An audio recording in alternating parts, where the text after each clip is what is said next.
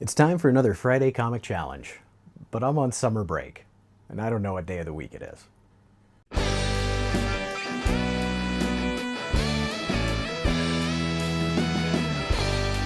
Welcome to Haul Yeah Comics. My name is Nate, and I have issues.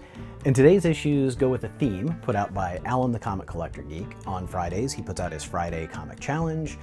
You put that hashtag in your video, you tag him in the video, and you meet the theme. And this week's theme is movie covers. Now, this is not supposed to be like you hold up a Spider-Man and say it's, they made a movie about Spider-Man. It's supposed to be like movies that became comic books.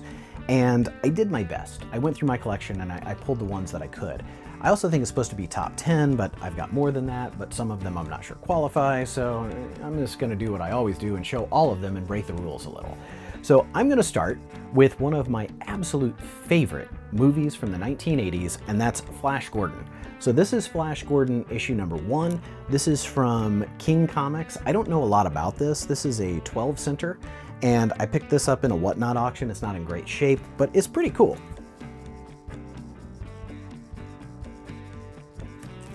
And I have another Flash Gordon comic that's pretty insane too.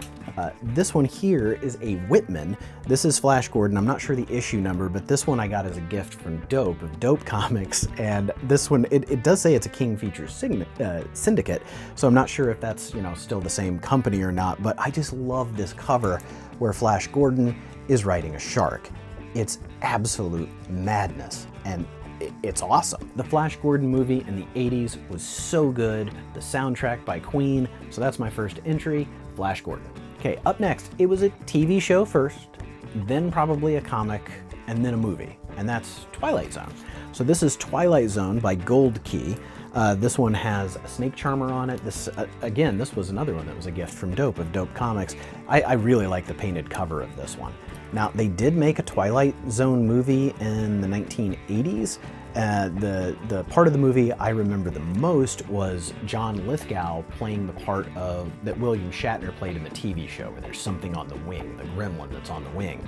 And that was, it was great in the movie, it was great in the show, and oddly enough, William Shatner is gonna pop up a lot in my movie covers. So number 2, Twilight Zone.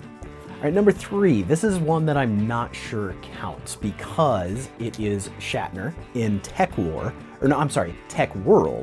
Now, Tech War was a TV show that was made based on the was it Tech War or Tech World novels, whichever it was. There was a series of novels that William Shatner wrote, and they created a TV movie called Tech War, and then a series that was syndicated as well. So I don't know if TV movies count, but any excuse to show my Tech World issue number 1, I'm gonna use. So this is gonna be my number 3, Tech World. All right, number 4 is a twofer. 2 more of my favorite 80s movies. This one is from Marvel Comics. This is RoboCop number 1.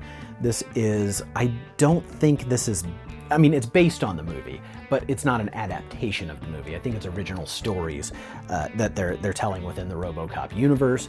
So I've got RoboCop issue number 1, which I think is pretty dang cool. This is actually a book I'm not going to keep. I'm gonna be giving this book to a friend, and also giving to that same friend. From Dark Horse Comics, I've got RoboCop versus Terminator issue number 1, and so Terminator and RoboCop, just 2 great, violent, awesome 80s sci-fi action movies, and these were 2 that I picked up for a friend of mine who I think loves those movies even more than I do. So this is going to be my number 5, RoboCop, and RoboCop / Terminator. We'll count that as a twofer. That's number 5. All right, so number 6 is going to be one of my favorite 70s movies that has actually, I think continued a little bit into the early 80s, and at least the series did, and then there's been a revamped series as well recently that have actually been quite good. I've got Planet of the Apes issue number 4 from Marvel Comics. This one's in really rough shape. Like it's filthy, it's beat up. But this reminds me too of the cover is almost "Get Your Hands Off Me, You Damn Dirty Ape," which then makes me want to sing the Dr. Zayas song from The Simpsons. But I'm not going to clip that and put it in there because I'll get a copyright strike. But the Planet of the Apes movies from the 70s, the prosthetic makeup, it was just so good. And I enjoy the new movies, but I'm always gonna prefer practical effects to CGI, even when it looks rough. Like CGI always looks like CGI, but dude in a costume, come on, man. I mean, it's awesome to see that. So these old 70s Planet of the Apes movies were just something I loved watching as a kid. I love you, Dr. Zayas! Here's the next one. I've got Bill and Ted's Excellent Comic Book, issue number 1.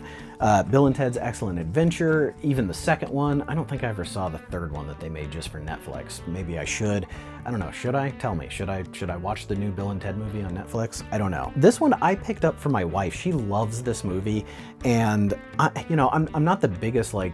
I don't pick up a lot of movie books or things that are tied to movie properties unless it's something I really want to read, but this was just cool, and I like that we've got Rufus depicted on here, played by George Carlin in the movie, and yeah, kind of a cool pickup, kind of a cool book, and I'm glad to have it in the collection, and hey, it fits this theme, so I got a chance to show it off. Up next, I've got 3 books, but I'm only going to count it as one entry here because it's the complete 3-issue series of Willow. So Willow was a great movie. I believe it was George Lucas's company put it out, but Ron Howard was the director. The movie still holds up. It's really good. I highly recommend, if you've never seen it and you like 80s swords and sorcery, check it out. So, Warwick Davis plays a character who's trying to rescue a baby from an evil witch. And so I've got issue number 1. I've got issue number 2, where at one part in the movie, Val Kilmer dresses up like a woman to escape a jealous husband. And I think that's what they're depicting on the cover here. So that's actually supposed to be Val Kilmer. And then issue number 3, I'm gonna have to look at because I don't remember what's on there. Oh yeah, oh man, that's cool. So again, we got Val Kilmer's character, Mad Mardigan, fighting the big dragon monster, which I loved the big dragon that was in this movie. So this was a fun movie, and I just said that I don't pick up movie books necessarily unless it's something that I want to read. Well, this was a movie that I just loved so much growing up that I wanted to have this set, and it's only 3 issues. It's not like I had to pick up a ton, and I'm positive I paid $1 a piece, if not less, for these. So Willow is my next entry in these movie comic book covers. All right, up next, I've got another bundle here. These are both in the same vein, and they're just going to count as one entry. So I couldn't just show a Star Trek comic and say they've made Star Trek movies, but I could definitely show these. So these are the Star Trek movie specials. So this is the Star Trek movie special for number 4, The Voyage Home. I would say a lot of people's favorite. It's the one that more people saw. So this is Star Trek, where they go back to the 80s to save the whales. And yeah, it's a fun movie. It's not my favorite, but I see why it would be people's favorite. So we've got Star Trek 4, The Voyage Home, and then a movie that a lot of people don't like, but I actually do, and it is one of my favorites, and that's Star Trek 6, The Undiscovered Country. This cover is actually excellent. If you look, like, the depictions of the actors and the characters that they play are so freaking good. And most of the characters from the movie, they've kind of gotten into this, onto the cover here. So Vanessa Williams she was like a shape-shifting monster of some kind, and Kirk kicked her in the jimmies, but her jimmies were in a different place, and that was kind of funny.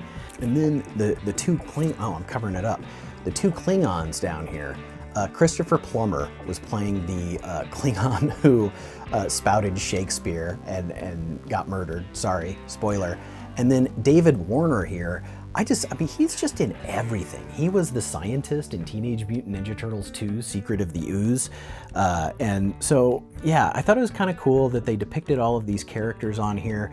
We've also got the dad from that 70s show. He was a character, and I'm fairly certain that's Worf, because Worf was their lawyer when they were on trial on whatever the Klingon trial was. He wasn't playing Worf, but that role is what landed him, the role of Worf on Next Generations. I know a lot about Star Trek. All right, 3 more to go. So this one here is a movie I loved. Darkman, #1 for Marvel Comics. So Darkman was a Sam Raimi movie where a scientist was developing a new skin for burn victims to use, and he ended up, of course, being murdered by the mob or something, but he wasn't really dead, he's just disfigured, and then he uses that fake skin to impersonate people, and it was a really cool concept, a cool idea. It was the first Sam Raimi superhero movie, a dark superhero movie, but still, you know, a Sam Raimi superhero movie nonetheless, starring Liam Neeson. So this was a fun movie, and I think it was the second one was called Darkman 2, Die Darkman Die, or maybe that was Darkman 3. I don't know, I haven't seen any of them in quite a while, but I thought this was a really cool pickup.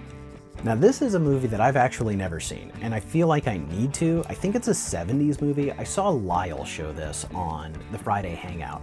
And so this is The Deep. The Deep is, I don't know. I don't know. I just know that there's a Simpsons joke that Captain McAllister tells about his favorite movie is The Deep, starring Jacqueline Bisset, and it's got sea creatures. It says undersea suspense from the author of Jaws. I can't believe I've never seen this. I need to find it, but this is an adaptation of that movie. So The Deep is going to be my second to last entry in the movie cover challenge. And my last entry is actually not from a movie, thank goodness. And it is the Marvel graphic novel, #12, Dazzler, the movie. This is called Dazzler, the movie, because what I understand about this is they wanted to do a film version of Dazzler, and they created a script, and it never happened. Back in the 70s and 80s, there were some Marvel properties that got turned into movies or TV shows or made-for-TV movies. There was a Doctor Strange that just looked horrid. You know, there was the Hulk show and the Hulk TV movies. There was a Captain America movie where he had the clear shield and rode the motorcycle, so I think this probably would have ended up in that vein. I am a Dazzler collector. I am a Dazzler fan. This is one of the worst things I've ever read. She never puts on her costume, not once. She dazzles, I think, one time. Like there's and it was actually probably the best part of the book, big shock, right? They bring in all these airplanes and they pump up the sound of the engines, and she converts all of that sound into light. And that was a really cool piece of the book, but the book itself was just awful. It's like about her falling in love with this horrible bald old man. Not that bald old men are bad, but like it's just, she's young and this guy is a producer, and it's icky. Like the whole thing is icky from beginning to end. The way that he treats her and the way that she's kind of led around. It's not a positive look for Dazzler. It's not a positive story for her. Like I said, I hated it. And I think it's really funny that we've got them holding an Oscar there. Like that was gonna happen with this script. Dazzler the movie. I mean, the look of this cover, it's a Bill Sienkiewicz cover. I mean, how can you can't deny that this man can paint a cover, but it just doesn't save what's inside. It's so bad. I hated this from top to bottom, but I'm never gonna let it go. So that's it. Those are my movie covers for the Friday Comic Challenge that Allan put out. If you'd like to participate, there's no time limit on these, so if you want to dig through your collection and find 10 or so books that have a film connection, you should do it. And make sure that you put the hashtag Friday Comic Challenge in there and that you tag Allan in it so that we can see it. All right, so that's it. Those are mine. Please give the video a like, subscribe if you're so inclined, and leave me a comment. Which book that I showed was your favorite? Which one stood out to you? I will see you in the next one. Thanks so much. Bye-bye.